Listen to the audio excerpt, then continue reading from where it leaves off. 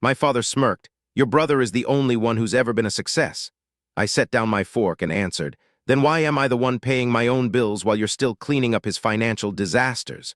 The whole table went silent after that, not the kind of silence where everyone is waiting for the next joke.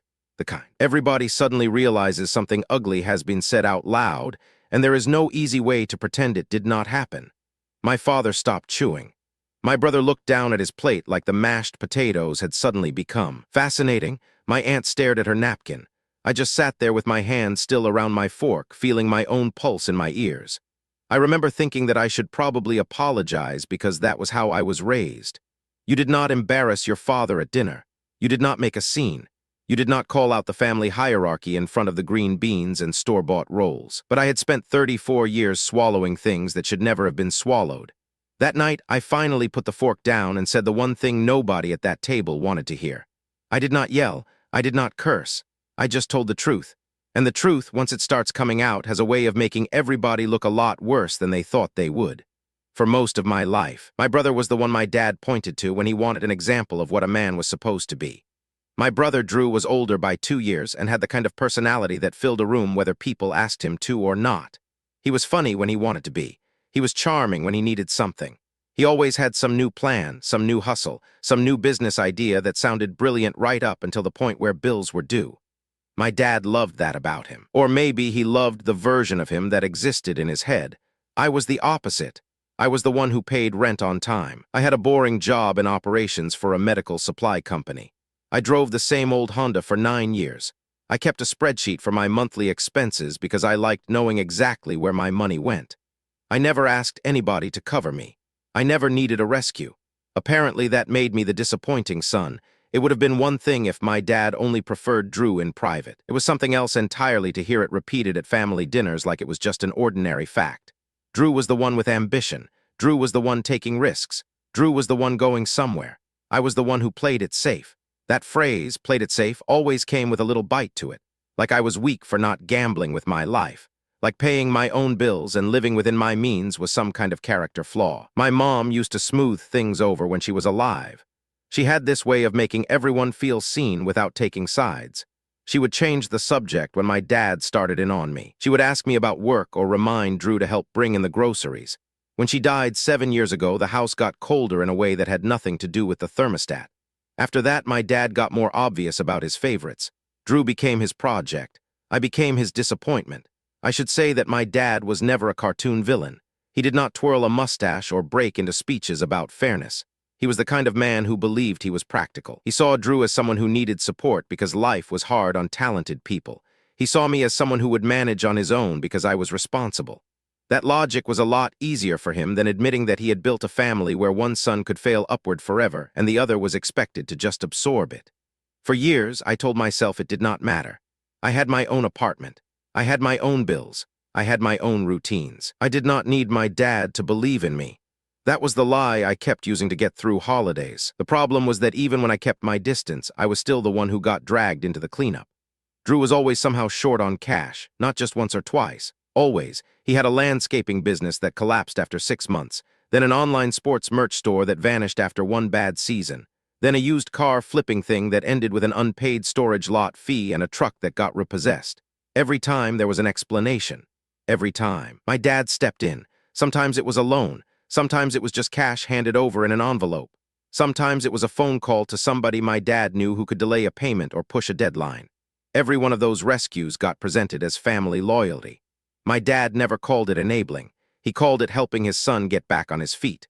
What he never seemed to notice was that Drew never stayed on his feet long enough to build any of his own. I was already in my 20s when I realized how deep it went. That was around the time I started noticing that my dad never asked me for advice about anything. He asked me for favors instead. He wanted me to look over forms. He wanted me to scan papers. He wanted me to drive him to the bank because the parking lot at the branch by his house was terrible and he did not like the stairs. I did all of it because he was my father, and because I still had some naive idea that if I made myself useful enough, he would eventually treat me like an equal. That never happened. Instead, the favors got bigger. He asked me to help organize my mom's old paperwork after she died. Then he asked me to help with tax documents. Then he asked me to sort through insurance letters that kept arriving in thick white envelopes with confusing logos. I did not realize until much later that those papers would matter. At the time, I just thought I was helping a grieving man who was bad with paperwork. The first real crack happened about a year before that dinner. My dad called me on a Thursday while I was at work and told me he needed me to stop by that evening because something had come in the mail that he did not understand. He sounded tired, which was unusual because he usually sounded irritated when he needed help. When I got to the house, he handed me a cream-colored envelope from a credit union I had never done business with. It was addressed to him and Drew together. The letter inside said the account was past due, not just a little late, past due enough that fees had piled up and they were warning about escalation. My dad told me it was nothing. He said Drew had used the loan for his delivery startup and was a few weeks behind because one of his contracts got delayed. He asked me to just ignore it because he was already handling it. I remember looking at the balance and being surprised by how high it was. It was not a few $100s. It was almost $48,000. That was the first time I remember feeling a little cold inside. Drew had never mentioned a delivery startup to me. He had talked about logistics, sure, but only in the vague way he always talked about new ideas. Nothing about a formal loan, nothing about a payment schedule, nothing about my father's name being on anything. I asked why the loan had both of their names on it. My dad said the bank wanted more security because Drew was still building credit. He said it was temporary. He said Drew was already turning things around. I did not argue. I had spent too long learning that arguing with my dad only made him lock down harder. So I scanned the notice, put it back in the envelope, and went home. 2 weeks later, there was another letter. Then another. Then a call from a collections department asking for my father by name while I was at the house picking up a ladder he had borrowed from me 6 months earlier and never returned. That was the moment I started paying attention. Not because I wanted to investigate them, because I had begun to understand that when my dad said he was handling something, that usually meant he was hiding it from everyone else. I did not confront him then. I wish I could say I did. Instead, I did what I usually did. I watched. I remembered details. I started taking pictures of envelopes when I saw them on the kitchen counter. I noticed that Drew's truck was always newer than mine despite the fact that he supposedly had money problems. I noticed that my dad had begun talking more and more about how hard it was to make sure family stayed afloat in tough times. I noticed that every time Drew appeared at the house, he looked less like a successful businessman and more like a man trying not to look at the mail. Then, over the next few months, little things started lining up. My dad asked me to help him log into his online banking because he said the site kept freezing on his tablet. I refused to do it directly, but I sat there while he entered the password. When the account loaded, I saw transfers out that did not make sense to me, small enough to not look dramatic, large enough to add up. There were payments to the credit union. There were withdrawals labeled as household expenses. There was one transfer to Drew's personal account for exactly $12,000. My dad saw me staring and immediately shut the laptop. He told me not to worry because it was all part of a refinancing plan. He said Drew was going to pay it all back when the next contract came in. That should have been the end of it. It was not, because my father had become careless in the one way that mattered. He had started leaving paperwork where I could see it, not because he trusted me, because he assumed I would not understand what I was looking at. That assumption turned out to be the thing that finally saved me. The next time I went over, I found a thick folder on the counter under a grocery receipt. It was from the same credit union. Inside were loan documents, a payment schedule, and a copy of my own name on a line I had definitely never signed. At first, I thought it must be a clerical thing, some reference I was not understanding. Then I saw the signature. It was supposed to be mine, but it was not even close. My handwriting is messy in a normal, tired, adult way. That signature was the kind of fake name somebody draws when they are rushing and think nobody will compare. I sat in my dad's kitchen holding those pages so long that my hands started to sweat. I finally understood what had happened, or at least I understood enough to know that something illegal was sitting in my lap. I did not say anything right away. I put the folder back exactly where I had found it. I went home and pulled my own credit report that same night. There it was, a line of credit I had never opened. A balance that had already been used and partially repaid. My stomach dropped so hard it felt physical. I checked the dates. The account had been opened 11 months earlier. That meant my dad and Drew had been doing this while they looked me in the eye at dinners and told me I was too cautious to take risks. I did not sleep much that night. By morning, I had printed the report and started building a folder of my own. I know that sounds dramatic, but I had learned from working in operations that if you are ever going to fight a paper trail, you better bring your own. I found my old tax returns. I found proof of address history. I pulled together copies of my pay stubs, bank statements, and the lease on my apartment. I wanted to be able to prove line by line that I had never lived the kind of chaotic life that would make a random loan in my name plausible. I also wanted to be ready in case they tried to blame me for it. That part felt paranoid at the time. It turned out to be smart. Before I said anything to my dad, I called the credit union fraud department. The woman who answered was calm in the way people are when they hear stories like mine all day. She told me to freeze my credit immediately and file a dispute. She also told me that because the account had been opened with my name and personal information, they would need a police report and a sworn statement. I remember sitting at my kitchen table feeling stupidly young because I had always imagined fraud as something that happened to people who lost their wallets, not to people whose own fathers filled out their names on loan paperwork.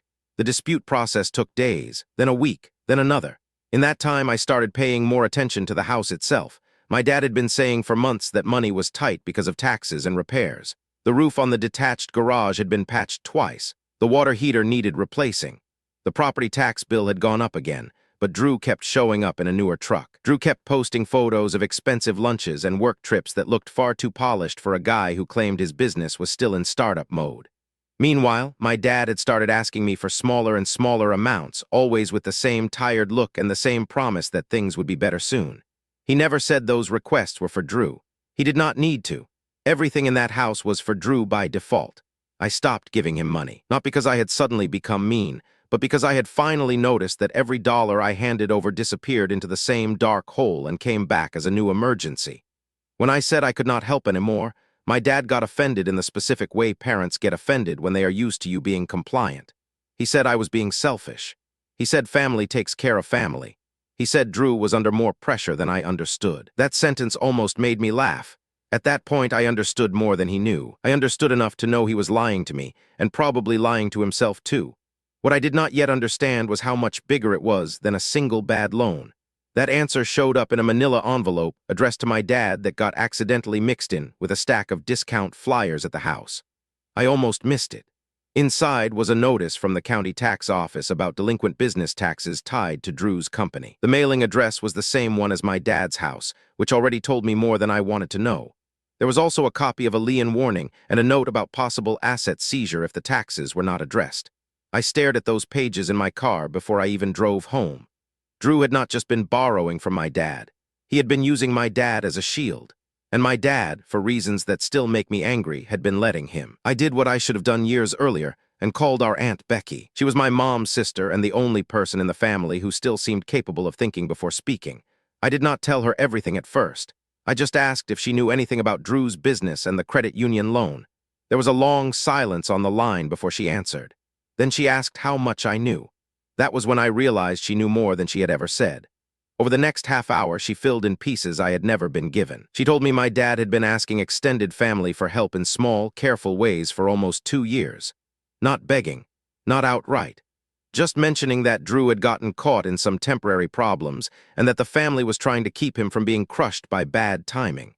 She told me she had sent a few $100s once, then refused after that because something about the whole thing felt off. She also told me that a few months earlier, my dad had asked her if she had any old copies of my mother's account paperwork, because he thought there might be a survivor benefit tied up in the estate. That was the first time I heard that phrase used in connection with my mom's money. I had not thought about her accounts in a long time because my dad had always been the one saying everything had been settled cleanly after the funeral. Apparently it had not. I went quiet after that. Aunt Becky noticed. She asked if I was okay. I told her I was fine, which was obviously a lie, but I did not know how else to say that I had begun to suspect my dad was moving money around like loose pieces on a table. She told me not to accuse him without proof.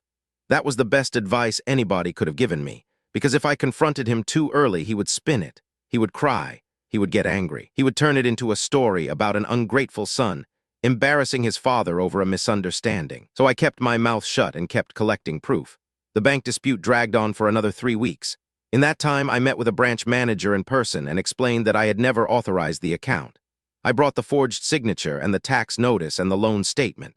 The manager did not promise me anything, but she did say the story looked consistent enough to trigger an internal fraud review.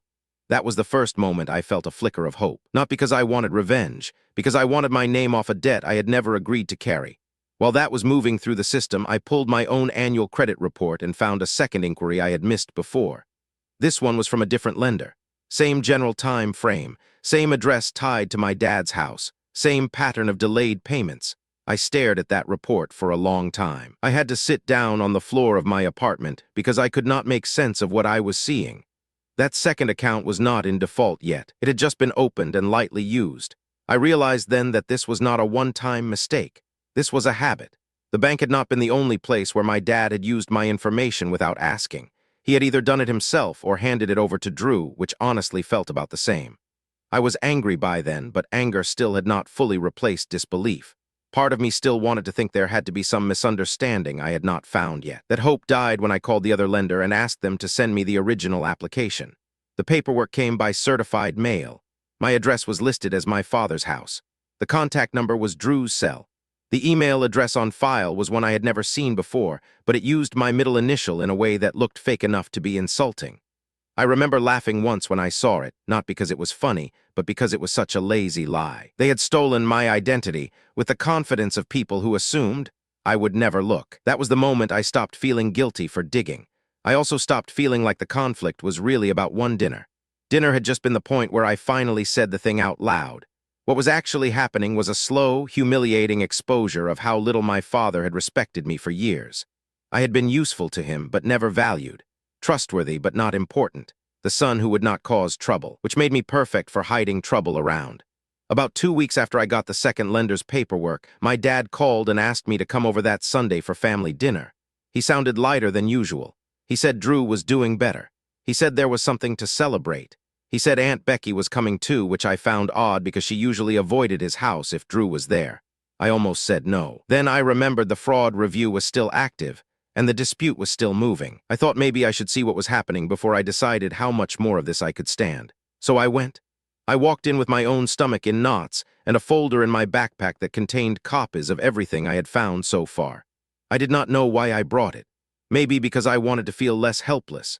Maybe because I had started to suspect that if I did not keep physical proof on me, they would gaslight me into doubting my own eyes. Dinner started normal enough, too normal. My dad made a pot roast. Drew acted strangely cheerful. Aunt Becky barely spoke. Nobody mentioned the letters. Nobody mentioned the loan. Nobody mentioned the tax lien. Then, after we had all sat there long enough to make the silence feel intentional, my dad started talking about how proud he was of Drew for hanging in there through tough times. He said Drew had the kind of drive most men never developed. He said some people had to make sacrifices in life, and some people were lucky enough to know their path early. Then he looked directly at me and said the line about Drew being the only success in the family. That was the moment I realized the whole dinner had been set up. Not for me, for him. He had wanted to say it in front of witnesses. He had wanted an audience for the comparison. He probably expected me to do exactly what I had always done, which was stare at my plate and absorb it. Instead, I set my fork down and answered with the thing I had been holding in my chest for months. The words felt cleaner than I expected. Not angry, just clean. The table went dead quiet. My dad's face changed in stages. First confusion, then irritation. Then the kind of offended disbelief that comes from a man who has never once expected to be challenged by the son he underestimates. Drew looked halfway between annoyed and nervous. Aunt Becky blinked at me like she wanted to see if I was actually finally saying what she thought I was saying. My dad tried to laugh it off. He told me I was being dramatic. He said Drew had worked hard and I should be happy for him. He said I always turned everything into a competition. I told him I was not competing. I was just naming the arithmetic. That word, arithmetic, made him angry because it turned the whole thing from emotion into numbers. And numbers were the one thing he could not charm. He asked what I meant by cleaning up Drew's disasters. I could feel my hands shaking a little under the table, but my voice stayed steady. I told him I meant the accounts, the loans, the tax notices, the letters, and the fact that I had seen enough paperwork to know he had been using money to cover Drew for years. I did not say it like a speech. I said it like someone tired of pretending not to notice a stain. That was when Drew finally spoke up. Not directly, because I am trying very hard not to put any of this into fake dialogue. He jumped in defensively and tried to frame the whole thing as temporary support that had been misunderstood. He said business was hard. He said the timing had been bad. He said our dad had believed in him because somebody had to. I looked at him and realized he believed those words. That was somehow worse than if he had just been lying for convenience. He had gotten so used to being rescued that he thought rescue was the same thing as merit. My dad told me to stop disrespecting the family in front of Becky. That nearly made me laugh, too, because he had spent years disrespecting me in front of the same people and called it honesty. I told him that if he wanted a family dinner without embarrassment, he should not have built it on hidden debt. Then I reached into my backpack and took out the folder. I did not slam it down. I put it on the table and opened it carefully. Inside were the credit reports, the forged signature copy, the loan statement, the tax notice, the certified mail copies from the second lender, the fraud case reference from the credit union. Aunt Becky's eyes went to the paperwork first. My dad's eyes went to the loan balance. Drew's face went pale in a way I had never seen on him before. That was the first time I felt sure they had not expected me to be this prepared. I had spent weeks worrying that I was being paranoid. I had worried that maybe I had misunderstood and would look ridiculous. Instead, the room changed around me. My dad became quieter. Drew stopped pretending to be relaxed. Aunt Becky started asking careful questions, and suddenly the whole thing was no longer an argument about respect. It was a matter of records. My dad said there had to be a mistake. I told him there were 3 mistakes, actually, and they all had the same handwriting pattern. He said the bank must have gotten things wrong. I told him I had already been to the branch, and so had the fraud department. He asked why I would go around the family instead of coming to him first. That was such a classic manipulative move that I almost admired the timing. He wanted the issue to become my disloyalty rather than his forgery. I told him I had come to him first, over and over again, for years, and all I ever got back was another bill, another excuse, and another lecture about how Drew was going to make it one day. That shut him up for a minute, not because he agreed, because he had no answer that did not make him look exactly like what he was. A man who had decided one son's mess mattered more than the other son's life. The biggest surprise came when Aunt Becky quietly said she had something to add. She said that after my mom died, she had helped my dad sort through a box of old bank statements. She remembered an account I had never heard of because it was tucked under my mother's name with a beneficiary clause. She said my dad had told her the account was closed. It had not been. It had been rolled over into another savings product, and recent statements showed withdrawals. That changed everything, because now it was not just my credit and Drew's debt. It was money from my dead mother's accounts. I went so cold I had to sit down. My dad said he had used some of it for expenses after the funeral and for emergencies. He kept talking in that careful, defensive way men do when they think technical wording can soften a moral failure. Aunt Becky asked if the withdrawals had been for bills or for Drew. He did not answer fast enough. That was answer enough. I was not even angry in that moment. I was too stunned by the scale of it. It is one thing to bail out a grown child with your own money. It is another thing to move money that belonged to a dead woman who trusted you, then lie to everyone else about where it went. I had to excuse myself from the table for a minute because I thought I might actually throw up. I went into the bathroom and sat on the edge of the tub, breathing through my nose like I was trying not to fall apart. I remember looking at my own reflection and realizing I looked older than I had an hour before. Not physically, just in the way people do when they finally see a family clearly. When I came back out, nobody was pretending anymore. The dinner was dead. The pot roast was untouched. The green beans had congealed. Drew had his hands clasped together so tightly that his knuckles were white. My dad was staring at the table like he could somehow wish the papers away. Aunt Becky told my father he needed to stop talking and start accounting for the money. That was the first time I had ever seen her really angry. Not loud, controlled, just absolutely done. My dad tried to say he had always planned to pay everything back. I told him that was not good enough anymore. I had already opened disputes. I had already frozen my credit. I had already met with the bank, and if the fraud review did not resolve the accounts, I was filing a police report. That got his attention. His face changed when I said police report. Not because he was innocent, because he realized this had moved out of the family and into institutions. He asked if I would really do that to him. I told him he had already done it to himself. Then I said something I had been meaning to say for years. I told him I was done being the backup plan for everyone else's mistakes. I told him I paid my own bills, I paid my own rent, I paid my own insurance, I paid my own taxes. I did not need him to be proud of that, but I did need him to stop using it as an insult. Nobody spoke for a few seconds. Then Drew did what he always did when he felt cornered. He tried to turn the whole thing into a misunderstanding. He said he had never meant to hurt anyone. He said the business was supposed to recover. He said he had been under a lot of pressure. I told him pressure did not forge signatures. Pressure did not open credit lines. Pressure did not move money out of my dead mother's account and then act surprised when somebody noticed. That was the closest I came to yelling, and even then it was more tired than loud. My dad asked what I wanted. The strange thing was, by then I did not want much. I wanted the fraud to stop. I wanted my name cleared. I wanted the money that had been stolen from my mother's accounts to be traced. I wanted the family to stop pretending Drew's chaos was noble and my stability was boring. Most of all, I wanted no more emergencies that somehow always required my sacrifice. I told him exactly that. Then I left the folder on the table and walked out. For a while after that, I thought the confrontation had been the worst part. It was not. The worst part was the next 3 weeks, because once the paper trail got moving, everything in the family got uglier in slow motion. The credit union completed its fraud review and confirmed the signature on the loan did not match mine. The loan was removed from my credit file. The second lender flagged the application as suspicious and put a hold on collection while they investigated the email and address discrepancy. That part should have felt like a victory, and in a way it did. My name was no longer tied to the debt, but the rest of it was still coming apart. The bank found additional transfers from the account that had been linked to my mother's savings product. The withdrawals had not been large enough to scream theft to anyone glancing casually at the statements. That was the sick part. My dad had been smart enough to move money in pieces. A few thousand here, a few thousand there.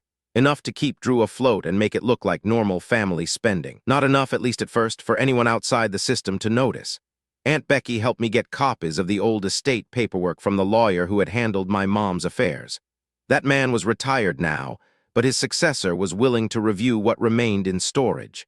What came back was worse than I expected. There had been a beneficiary structure my father had never properly explained to the family. Some of my mother's funds were meant to remain available for household expenses tied to the property. Some had been designated for long-term care and emergency needs. My dad had treated those categories like flexible suggestions. The lawyer was careful not to accuse anyone of a crime before the review finished, but he also did not sugarcoat the fact that the withdrawals and transfers looked deeply irregular. That was when my father started calling me again. At first it was with the old pattern of irritation. Then it shifted into hurt, then into pleading. He said I had gone too far. He said I had humiliated him in front of Becky. He said family business should stay in family. I did not answer every call. When I did, I kept it brief. I told him the same thing every time. I wanted the records corrected and my credit repaired. Anything else was his problem. He did not like that answer. He especially did not like that I had stopped being afraid of disappointing him. Drew called too. He left long voicemails full of half apologies and excuses about timing and stress. He said he never thought it would spiral this far. He said he had planned to catch up once a major contract paid out. He said he knew I was always the sensible one, and he hoped I would understand. That one made me so angry I laughed, because that was the first time he admitted what everyone had always known. He had depended on me being sensible so he could keep being irresponsible. That was the family role assignment my dad had fed for years. The reliable one absorbs, the golden child explores, the father calls it love. I started hearing from other relatives after that. Not all of them knew the whole story. Some of them only knew there was tension. Some had heard my dad's version, which made me sound bitter and ungrateful. But once the paperwork started moving, people got curious. And curious relatives ask the right questions in the wrong order, which can be useful. One cousin mentioned that my dad had asked him not to bring up finances around me, because I had been jealous of Drew's success for years. That almost made me spit out my coffee when I heard it. Jealous of what, exactly? The repossessed trucks, the unpaid taxes, the emergency loans, the failed businesses. I had to sit with that one for a while because it was a perfect example of how my father narrated reality. If Drew was drowning, he was an entrepreneur. If I refused to help, I was resentful. If I paid my own bills, I was safe but boring. There was no version where I was just an adult living responsibly while my brother kept setting fire to money and my dad kept bringing him new matches. About a month after the dinner, I got the official letter from the credit union. The fraud investigation was complete. The account had been removed from my file. The internal notes made it clear they believed the application had been completed with copied information and a forged signature. I should have felt relieved. Instead, I felt tired, not defeated, just tired in the bone-deep way that comes from finally proving something you already knew was true. Then another envelope came, this one from the county. The tax lien tied to Drew's company had escalated. Because my dad had signed on as guarantor on more than one business-related obligation, they were now looking at whether some of the property-backed assets could be attached. That included the house. The same house where my mom had planted roses by the front porch. The same house where Drew had crashed in high school because he was between apartments. The same house where my dad had spent 7 years telling everyone he was keeping the family together. It turned out he had been keeping it together with borrowed money and lies. At that point, I expected him to finally admit the damage. Instead, he got angry with me for not stepping in. He said I was his son too. He said I had an obligation to help prevent a disaster. That was the sentence that snapped something cleanly in me. I told him I had spent my whole adult life preventing disasters that were never mine. I had cleaned up after Drew. I had ignored warning signs. I had made excuses for him in my own head because it was easier than confronting how little my father respected me. I told him the only reason this had become a disaster at all was because he had treated every warning like background noise. Then I told him no, not maybe, not later. No, he asked if I was really going to leave him with all of it. I told him it was not all of it. It was what he and Drew had already created.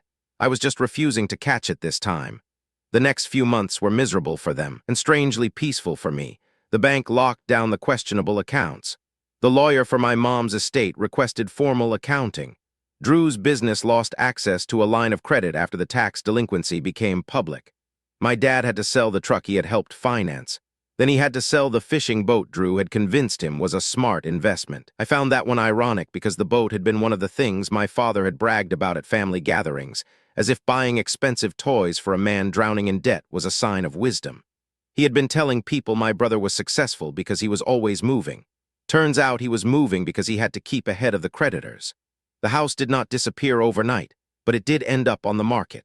That caused the first truly ugly round of family reactions. Drew blamed me for pushing the situation into the open. My dad blamed me for not keeping quiet. A couple of relatives blamed me for refusing to be more understanding. That was when I learned an ugly truth about family systems. As long as you are the one quietly absorbing the damage, everyone calls you stable. The moment you stop absorbing it, they call you difficult. I did not argue with them much. I just kept giving documents to the right people and letting the process do its work.